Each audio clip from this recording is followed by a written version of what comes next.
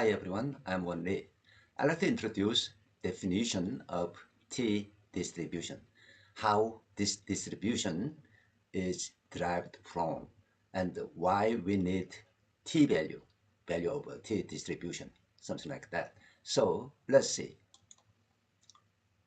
Okay, definition of t-distribution. However, we cannot directly use the confidence interval for mu. Confidence interval for mu with confidence level 1 minus alpha 100%. That is x bar minus take out some value and x bar plus some value, same value. That is small g alpha over 2 sigma square root to n plus, and the same thing, g alpha over 2 sigma square root to n. It is 1 minus alpha confidence interval for mean mu, right? But we cannot use this interval because we don't know what sigma is, okay? We do not know sigma. Therefore, we must replace sigma with S, sample standard deviation, which is the best estimator of sigma obtained from the sample. When substituting the estimator S for sigma in here, okay, G, standardized normal, sigma is unknown, so we substitute S for sigma, then it will be like this: x bar minus mu divided by S over square root n. Then x bar is a random variable, S is a random variable. These are random variables, right? Different, of course. Then the distribution of this part will be very complicated. So this one here follows different probability distribution, not the standard normal distribution. It is not standard normal. So let's see. Let t be x bar minus mu over s divided by square root of n. This one, let it be t.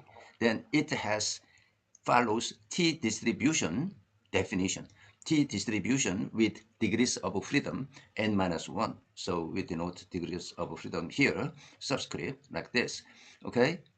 And it has some probability distribution function, f of t. F of t is very, very much complicated. You don't have to remember it, but I just show it here.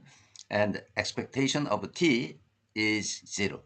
So, mean is 0. And the variance is n minus 1. N minus 1 is the degrees of freedom divided by n minus 3. So this value is what? Greater than 1. Of course, n greater than 3. Sample size is greater than 3. It is said to follow t distribution with the degrees of freedom n minus 1. Here, the degrees of freedom is just the degrees of freedom of S. It is as sample standard deviation. Each degrees of freedom is n minus 1. Okay? This part is important. And you will see this t distribution or t value frequently later. The t distribution is a symmetric distribution with mean 0 and a lower peak compared to the normal distribution. Let's see here, graph. This is normal standard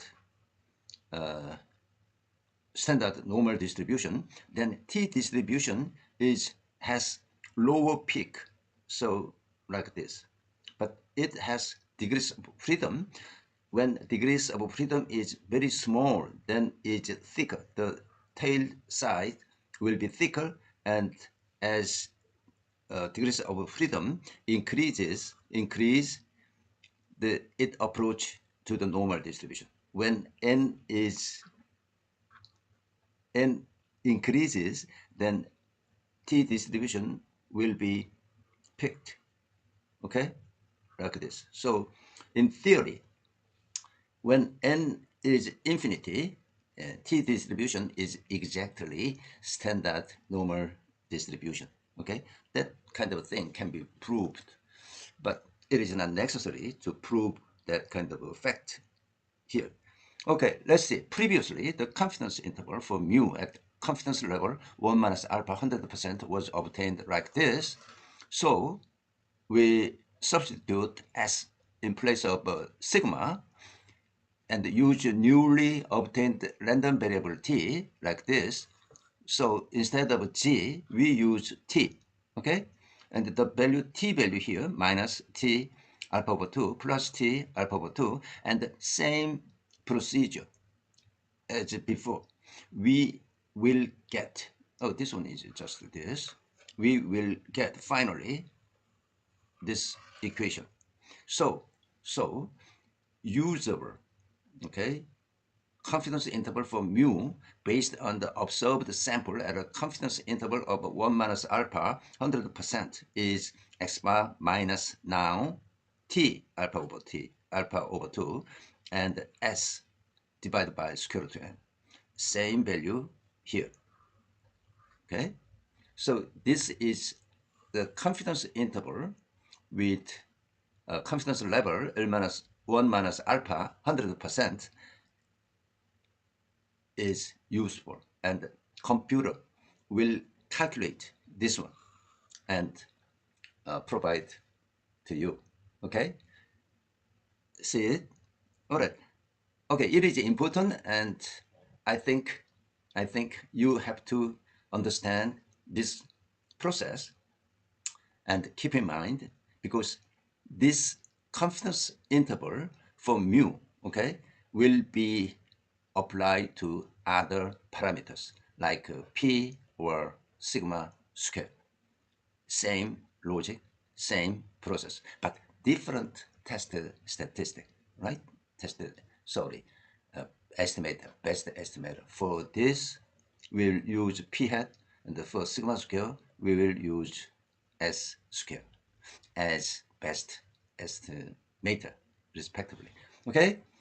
Okay, I hope you understand this, and you will be convenient or comfortable with statistics. Okay, thank you. Bye.